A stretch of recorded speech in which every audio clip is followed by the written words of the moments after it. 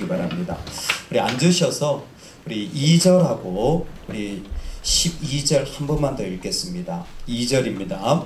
여호와께서 이르시되 내 아들 내 사랑하는 독자 이삭을 데리고 모리아 땅으로 가서 내가 내게 일러준 한 산 거기서 그를 번제로 드리라. 12절입니다. 사자가 이르시되 그 아이에게 내 손을 대지 말라. 그에게 아무 일도 하지 말라. 내가 내 아들 내 독자까지도 내게 아끼지 아니하였으니 내가 이제야 내가 하나님을 경외하는 줄을 아노라. 아멘. 아멘. 오늘 말씀의 핵심은 아브라함에게 있는 하나밖에 없는 아들에 대한 이야기입니다.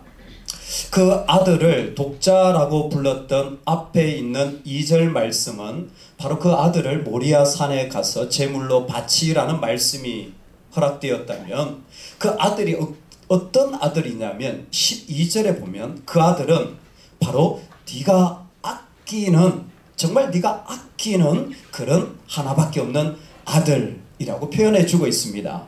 즉 하나님이 아들 이삭을 아브라함으로 하여금 바치라고 말했을 때에 단순히 아들이 아니라 정말 아브라함이 사랑한 대상이고, 더 중요한 것은 그에게 너무나 아낄 수밖에 없는, 깊이 아껴서 그의 삶에 깊게 연결된 한 무엇을 말하는 것입니다.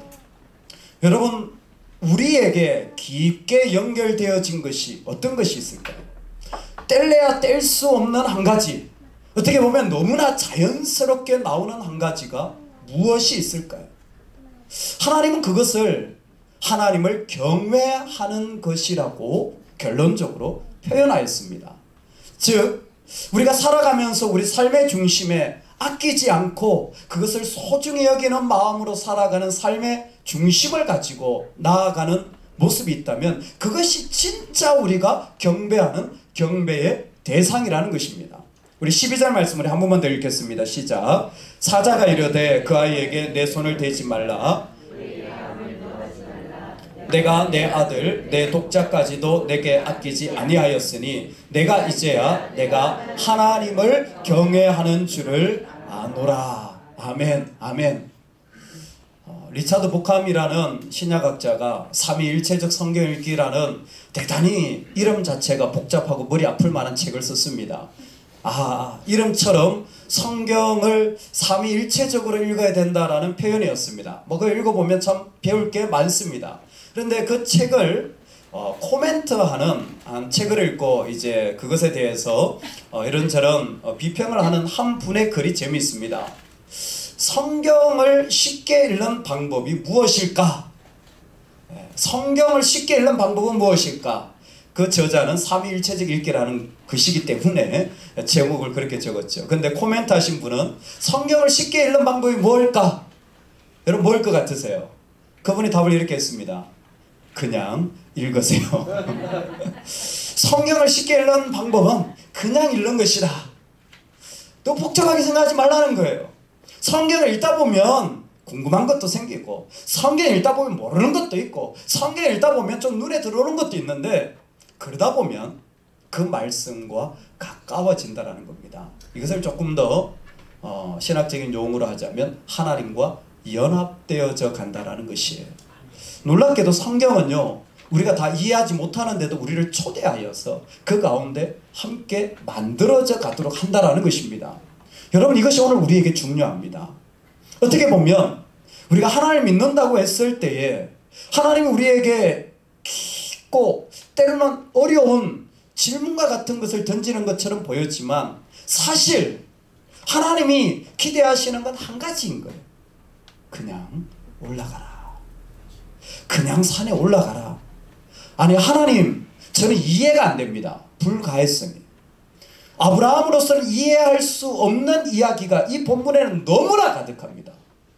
아니, 도대체 왜 아들을 바치라고 하는지도 이해하지 못하지만 무엇보다 이해가 안 되는 것은 그 제사를 통하여서 하나님이 무슨 말씀을 하시려고, 무슨 영광을 받으려고 하시는지 도무지 처음부터 끝까지 하나도 이해할 수 없는 거예요. 여러분, 우리가 하나님 앞에 살아갈 때에 이해하지 못하는데도 불구하고 그냥 올라가는 삶을 살 필요가 있습니다. 왜 그럴까요?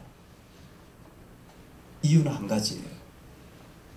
하나님이 부르셨기 때문입니다. 부르신 분이 하나님이시기 때문에 우리가 다 알지 못해도 우리는 올라간다고 해도 조금도 손해보지 않는다는 사실입니다. 이것이 우리에게 정말 중요한 한 가지예요. 여러분, 우리가 지금 상대하는 대상은요, 어머, 나는 그렇게 뭐 소리 질러가면서 기도 못해요. 왜 이렇게 야만스럽게 기도를 해요? 어머, 왜 저렇게 무릎까지 꿇어? 어머, 저렇게까지 말씀을 들어야 돼? 등등의 모든 표현을 하실 수 있는 자유가 우리에겐 있지만, 그러나 있잖아요, 만약 우리가 만나는 대상을 생각한다면 그 어떤 것도 우리의 변명의 이유, 우리 예외의 이유가 될 수 없는 거예요. 왜? 우리는 지금 우리를 만드신 하나님을 대상으로 우리의 삶의 길을 걸어가려고 하고 있기 때문입니다. 하나님을 바란다라는 말 속에 있는 말은 다른 것이 아니라 하나님이 하시는 일이 있고, 그렇기 때문에 너는 그 하나님을 기다리라 라는 의미가 포함되어 있다는 걸 아십니까? 여러분, 우리가 하나님을 주목하는 이유는 내 일이 잘 되는 것이 아니라 그분이 당신의 일을 이루어 가시는 분이기 때문에, 그 대상이기 때문에 그분을 바라보는 거예요. 아멘. 말 못할, 이해하지 못할 일들이 우리 삶에 참 많습니다. 부르심의 자리에 서보면요, 정말 오늘 아브라함처럼 부르심 본질 자체가 다 감당할 수 없는, 어떻게 보면 나로서는 다 짊어질 수 없는 깊게 나와 연결된 이야기들이 그 가운데 계속해서 나와요. 자녀를 양육하려고 하면 왠지 내 안에 깊게 연결되어 있는 그동안의 내 부족함의 모습들이 계속 나한테 오죠. 순종하려고 하면 왠지 나한테 오랜 동안 나를 괴롭혔던 물질의 문제가 나를 괴롭히죠. 왠지 하나님 앞에 나아가서 섬기려고 하면 그 사람들의 이목과 관심이 나의 자리와 주장이 계속해서 나와 연결되죠. 계속 연결되어지는 거예요. 하나님은 우리가 아끼는 것을 잘 알고 계십니다. 무엇을 아끼고 있는지, 사실 우리 자신조차 몰랐던 것을 하나님을 상대해 보면 그것이 무엇인지가 속속들이 드러나기 시작합니다. 이것을 우리는 시험이라고 말합니다. 그래서 하나님은 오늘 그냥 올라가라 라는 이 말에, 이 말씀의 시작을 내가 아브라함을 시험하려고 한다라는 것으로 말씀하고 있습니다. 시험, 그것은 우리가 하나님 앞에 서면 어떤 부분에서는 움츠러들고, 시험, 그것은 하나님 앞에서 웬일인지 신속하게 응답하지 못하게 하는 일들이 우리 삶에 있습니다. 참 이런 일들을 시험을 통해서 하나님은 드러내시는 것이죠. 우리도 몰랐던 자리에 우리 자신이 그냥 올라가면 되는데,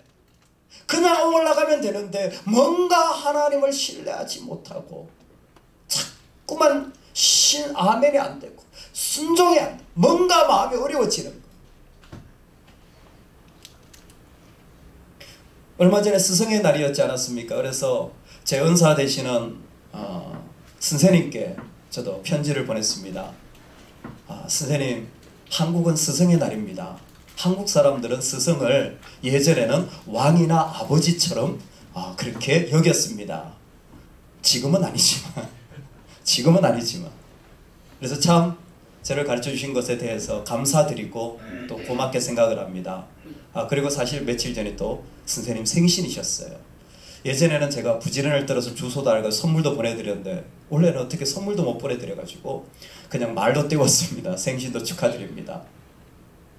그랬더니 그 선생님이 답이 왔어요. 답을 무슨 A4지 2장으로 빽빽히 채워가지고 자기 이야기를 쭉 적은 거예요.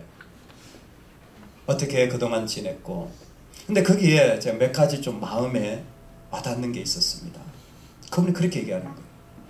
영국 세인트 앤드류에서 신약학 교수로 있다가 직장 때려치우고 미국으로 들어왔다는 거예요. 왜 들어왔느냐? 지난번에 한번 나눴지만 양가 부모님을 모시기 위해 직장을 때려쳤어요. 그래서 장인 장모 그다음에 자기 친가 부모님 옆에 가까운 곳에 집을 잡은 거예요. 아니 두 분도 이사를 시켰어요. 근데 그분이 거기다 이렇게 해놨어요. 하나님이 나를 불러서 왔는데 너무 힘들다. 그래서 솔직히 그래요. 불러서 왔는데 너무 힘들다. 나도 나이가 한국 나이로 67이시거든요. 나도 나이가 있는데 양가 어르신 네 분을 모시고 맨날 병원 모시고 왔다 갔다 하고 뭐 일 있으면 돌봐야 되는데 보는데 힘들다는 거예요. 그러면 하는 얘기가 뭐냐면 부르심은 좀 힘든 것 같아. 이 얘기를 하시는 거예요. 또 그 얘기에 이런 얘기를 적어놨습니다. 참 편지를 줘서 고맙다, 감사하다 이런 내용을 거기다 이제 적어 놓으시고 거기에 저에 대한 이야기를 하나 적어 놓으셨습니다. 제 영어 이름이 스톤 아닙니까? 스톤 너 아니. 거기다 I'm so proud of you 뭐 이런 이야기들은 미국 사람들이 잘 쓰는 표현이니까 그렇다 치는데 그 다음 표현이 문장이 이거였습니다. And your faithfulness is an example to me to keep going myself. 하여튼 말이 뭐 좀 어려운데 간단하게 얘기하자면 내가 살아가는데 너의 신실한 삶이 내 삶의 샘플이 되고 있다. 이렇게 표현해 주신 거예요. 여러분 우리 서로 그렇게 말하며 삽시다. 성도님을 보니까 내가 정말 신실하게 그 신실한 모습을 보니까 내가 힘이 납니다. 할렐루야. 여보 당신을 보니까 내가 정말 더 믿음으로 살아야 될 것 같아. 할렐루야. 네. 얼마나 아름다운 표현입니까? 제가 그게 위로가 되는 거예요. 위로가 되는 거예요. 어릴 적 가르쳐 주신 목사님 전화를 드렸습니다. 목사님 건강하시죠? 기도하고 있어. 사모 바꿔줄게. 우리 목사님은 대화를 대단히 짧게 하십니다. 그리고 항상 전화하면 사모님을 바꿔주세요. 그러면 사모님은 수다를 떨기 시작해요. 사모님 어떠세요? 그랬더니 아유 목사님 그냥 다리 아파가지고 밥도 잘 못 드시고 계단도 못 올라 3층 집 빌라에 사시거든. 엘리베이터 없는 곳에. 그랬더니 목회할 때 좀 살살해.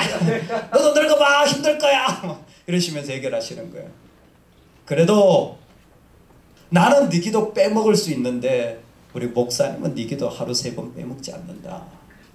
제가 가르쳐주신 목사 하루 3번 기도하십니다. 나는 빼먹는데 우리 목사님은 너 기도 빼먹지 않는다. 위로가 되는 거예요. 여러분 사람에게도 위로를 받지만 진짜 위로는 하나님에게서부터 그 위로를 받으면서 참 감사하게 됐지만 이 본문을 보면서 혹시 내가 그런 것들에 뿌리 내려져 있는 것은 아닌가? 혹시 내가 그런 것들이 필요한 삶은 아니었나?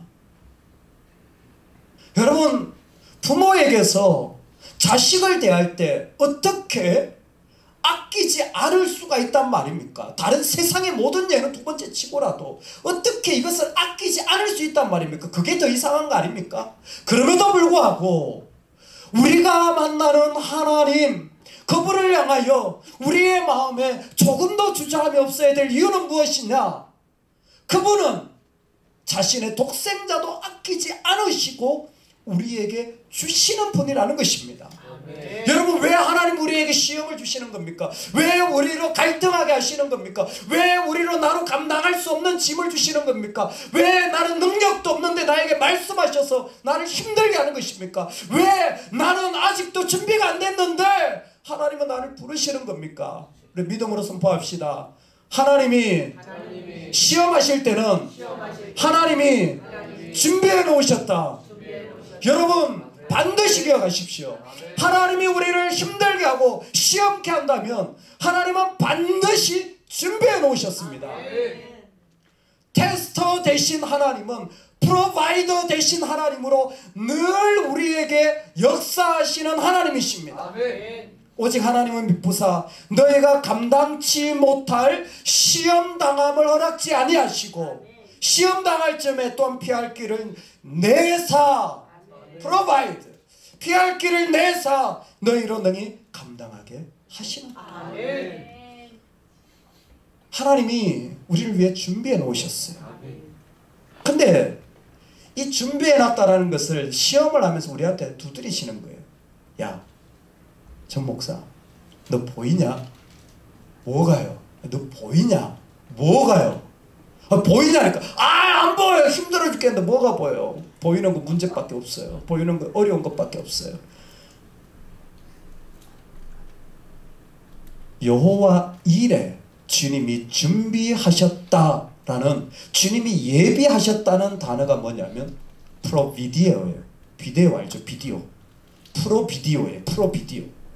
먼저 보다, 미리 보다.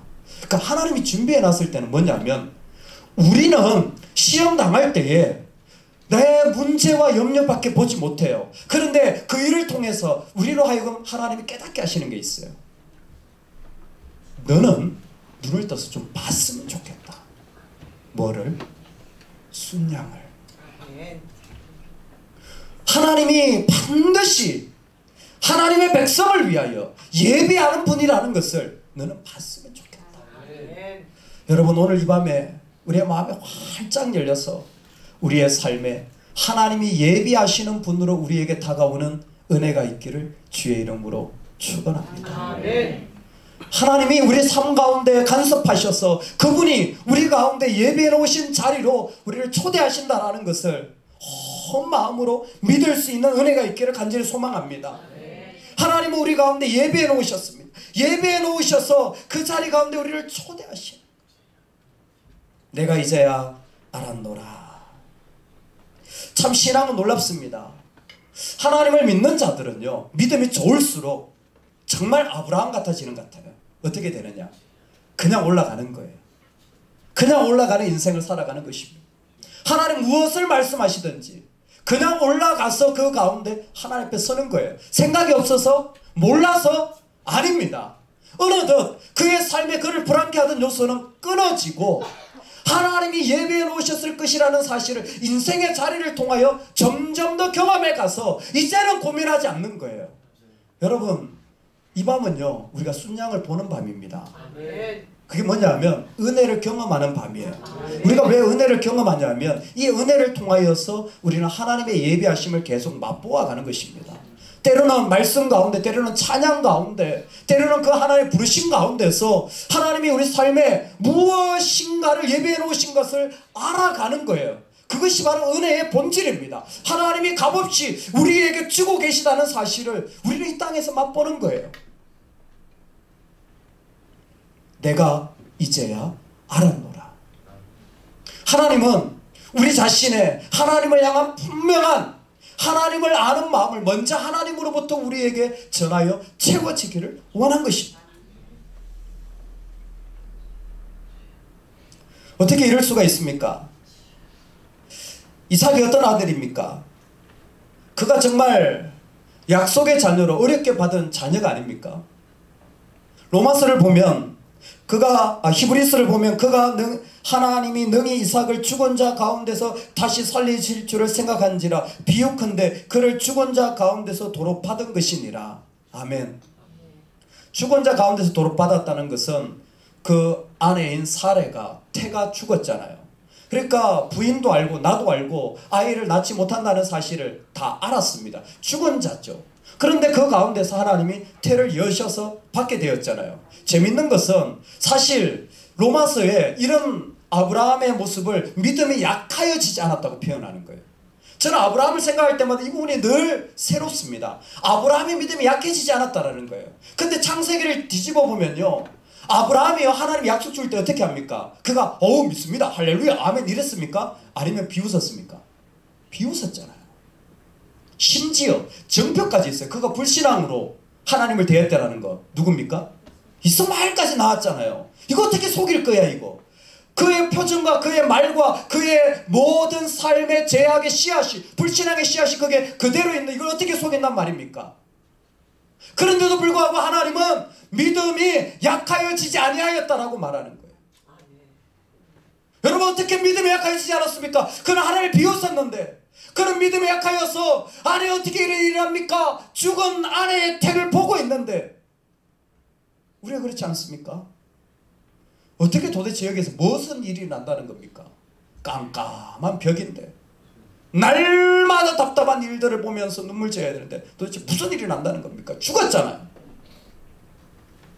그런데 한 가지 아브라함에게 일어난 일이 있습니다. 그것은 창세기 17장입니다. 하나님 또 말씀하시는 거예요. 아브라함아, 내가 너희 이름을 바꾸리라. 뭐로? 아브라함으로. 사라야, 내가 너희 이름을 바꾸리라. 뭐로? 사라. 여러분, 그래도 아브라함 비웃었습니다. 또 비웃어요. 두 번째 비웃습니다. 그런데 있잖아요, 그 본문이 지나고 그 본문이 99세예요. 그리고 몇 세 아들을 낳죠? 100세 아들을 낳는 거예요.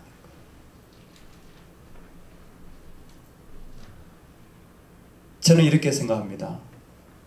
주의 말씀이 그의 마음을 씻어낸 거예요. 아멘. 그의 불신의 자리를 씻어낸 겁니다.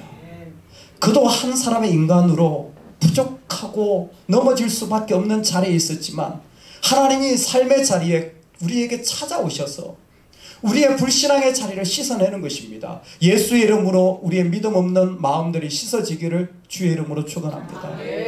왜 이 문제가 해결되지 않을까? 이 어려움이 왜 생길까? 이미 예수 안에 있습니다. 우리는. 여러분, 조금 더 염려하지 마십시오. 아니, 내가 이렇게 하면 나중에 어떻게 살지? 조금 더 염려하지 마십시오. 아니, 이 아이가 어떻게 될까? 조금 더 염려하지 마십시오. 씻어내시기 바랍니다. 씻어내야 합니다. 왜? 하나님은 죽은 자 가운데서 살려내시는 분이니까. 아브라함이 했습니까? 아닙니다. 하나님이 하신 일이에요. 하나님이 그 가운데 생명의 일들을 일으켜낸 겁니다. 그래서 이 본문에 주어진 중요한 도지는 무엇입니까? 여러분, 여호와께 능치 못하심이 있겠습니까? 하나님은 모든 일을 가능케 하시는 분인 줄로 믿습니다. 우리 자신을 향하여 날마다 선포해야 되는 일이 무엇이냐면, 내 눈으로 보기에는 죽은 자 같았지만 하나님 당신이라면 준비해 놓으신 것이 있는 줄로 믿습니다. 내 눈에는 지금 이것이 전부 있지만 하나님 당신에게는 분명히 내 인생에 예비해 놓은 것이 있는 줄로 믿습니다. 하나님 이 자리로 오늘 우리를 초대하시는 것 같습니다. 예비함이 있는 자, 그것을 분명히 아는 자들은 조금 더 염려하지 않고 그냥 올라가게 되는 것입니다. 그래서 아브라함은 그 아들의 손을 붙잡고 올라가는 거예요. 그리고 그곳에서 순양을 만나게 되고 그곳에서 여호와 이레라는 놀라운 부르심을 받게 되고 그곳에서 네가 하나님을 경외하는 줄 알았노라 라는 하나님의 그 놀라운 축복의 메시지를 듣게 됩니다. 우리 인생을 살아가면서 정말 이러한 믿음의 자리에 저와 여러분이 서는 복이 있기를 소망합니다. 다른 건 몰라도 내가 어려움 당하고 시험 당할 때마다 프로바이더 되신 하나님이 분명히 예비해 놓으셨다라고 선포하며 우리의 삶의 자리를 계속해서 옮겨갈 수 있는 은혜 간절히 주의 이름으로 축원합니다. 아멘, 아멘. 하나님 아버지, 오늘 주님 우리를 부르셨습니다. 무엇이 우리를 끈질기게 붙잡고 있는지 깊이 연결되어 있는 것 같습니다. 나도 모르는 사이에 내가 아끼고 나도 모르는 사이에 내가 이것저것 부여잡았던 일들이 참 많은 것 같습니다. 사실 사람들에게는 좋은 변명 다 늘어놓았지만 어떻게 보면 내가 하나님 붙잡지 않고 그것 붙잡고 살았기 때문이 아닌가 생각합니다. 주님은 우리를 시험하셔서 그것이 무엇인지, 우리를 움츠러들게 한 게 무엇인지, 우리로 하여금 보지 못하게 가로막은 것들이 무엇인지 드러내십니다. 주님, 이제는 우리 안에 있는 아픔과 어려움이, 그 시험들이 곧바로 우리를 위해 준비해 오신 하나님을 바라보는 자리로 바뀌어지게 하여 주옵소서. 어려움을 당할 때마다 하나님이 길을 예비하셨구나 믿어지게 하여 주시옵소서. 아무리 해도 바뀌지 않는 자리에서 주님이 또 다른 일을 예비해 놓으셨구나 믿어지게 하여 주시옵소서. 우리가 하나님만 경외하고 하나님만 부여잡는 이 마음으로 주님 앞에 나아가는 삶이 되도록 주여 우리 모든 백성들의 삶을 인도하여 주시옵소서. 하나님 미쁘사 너희가 감당치 못할 시험당함을 허락하지 아니하시고 시험당할 점에 또한 피할 길을 내사 너희로 능히 감당하게 하시느니라. 그 하나님이 나의 하나님이십니다. 나는 하나님을 대상으로 살고 있습니다. 그러니 아무것도 염려하지 말고 그냥 올라가게 하여 주옵소서. 그냥 올라가게 하여 주옵소서.